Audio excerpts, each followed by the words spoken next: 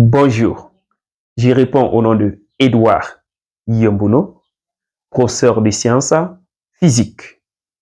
Bienvenue sur ma chaîne YouTube Edo Physique Chimie, la science pour tous. Aujourd'hui, nous allons parler de l'optique géométrique. Tout ce qu'il faut savoir sur l'optique géométrique.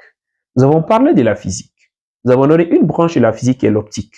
Alors, dans l'optique, nous allons voir l'optique géométrique. Alors, restez jusqu'à la fin pour ne rien rater de ce qui vient. Et en plus, je vous remercie car nous sommes 33 abonnés sur la chaîne. Ça fait vraiment plaisir.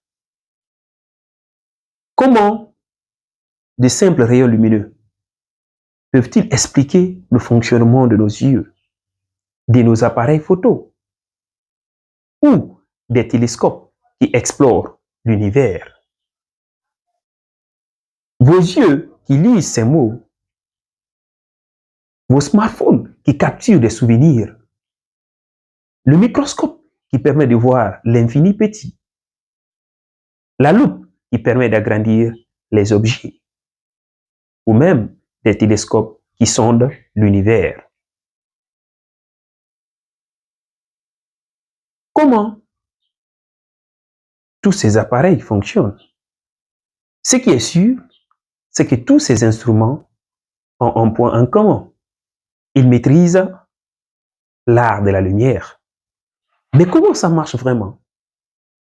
Aujourd'hui, nous allons ouvrir le premier chapitre de notre série, l'optique géométrique.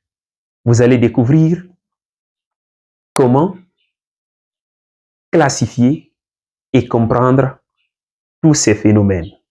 Merci et on se reprend sur la définition de l'optique géométrique. Définition de l'optique géométrique. L'optique géométrique, c'est l'étude de la lumière qui se propage en ligne droite, comme les rayons.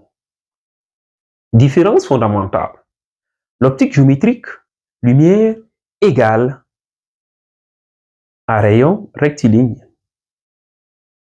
L'optique physique, lumière égale à onde. Et dans onde, nous allons voir les interférences et la diffraction qui fera l'objet d'une autre vidéo. Sans plus tarder, on s'attaque au grand domaine de l'optique géométrique, la réflexion.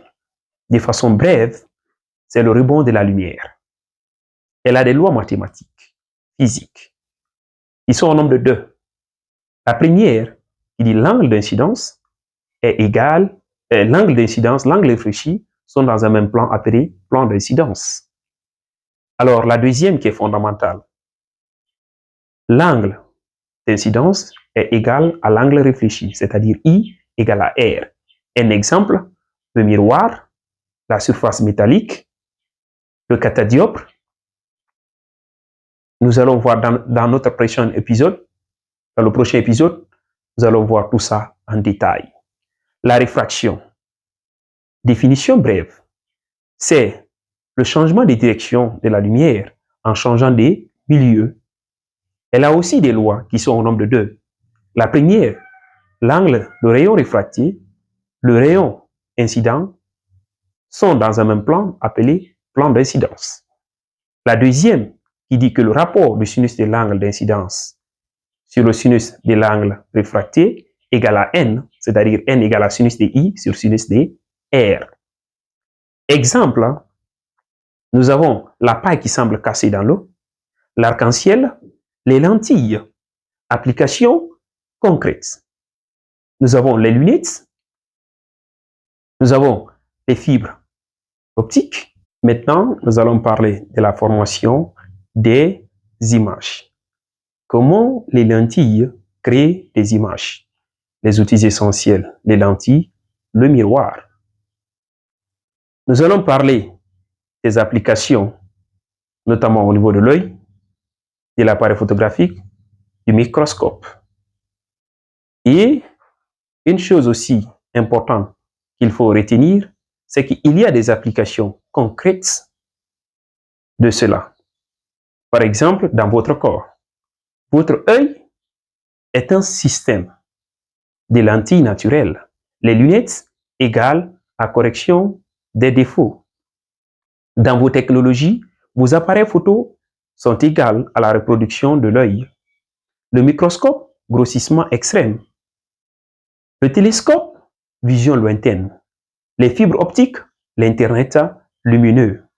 Dans notre prochain épisode, nous allons entrer dans le vif du sujet, notamment en parlant des deux titans lumineux, la réflexion et la réfraction. Vous verrez des expériences, la fameuse paille cassée dans l'eau expliquée, les lois de Descartes démystifiées. Alors, l'objectif est le suivant, atteindre les 50 abonnés avant qu'on commence notre second épisode. Alors, essayons de récapituler. Réflexion égale à rebond. Réfraction égale à déviation et image égale à formation. J'espère que j'ai tout dit et n'hésitez surtout pas à regarder la vidéo autant de fois.